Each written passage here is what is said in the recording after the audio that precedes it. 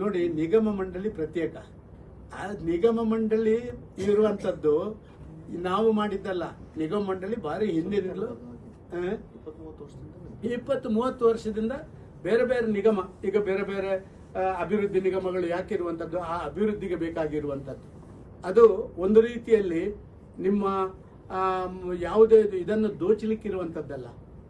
ಇದು ಹಾಗೆಲ್ಲ ಸರ್. ನಾನು ಕೇಳ್ತೇನೆ, ಒಂದು ಮನೆಯ ತಾಯಿಗೆ ತಿಂಗಳು ಹೋಗ್ಬೇಕು, ಅದನ್ನ ಆ ತಿಂಗಳು ಕೊಡ್ಲಿಕ್ಕೆ ಒಂದು ಏಜೆಂಟ್ ಬೇಕಾ?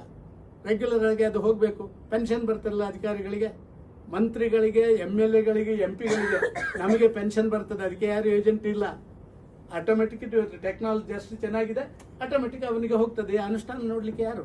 ಮತ್ತೆ ಮಂತ್ರಿಗಳು ಯಾಕಿರೋದು? ಇದು ಕೂಡ ಅವ್ರ ಅಕೌಂಟ್ಗೆ ಹೋಗೋದು ಸರ್. ಯಾರ ಅಕೌಂಟಿಗೆ?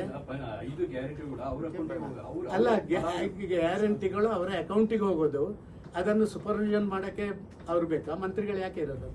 ನಾನು ಯಾವುದೋ ಕಾಯಕ್ಕೆ ಅಂತ ಹೇಳಲ್ಲ, ಶಬ್ದ ಎಲ್ಲ ಪ್ರಯೋಗ ಮಾಡೋದಷ್ಟು ಒಳಗಾಗೋದಿಲ್ಲ. ಬೇರೆ ಏನು ಕಾಯಕ್ಕಿರೋರು ಅವರು?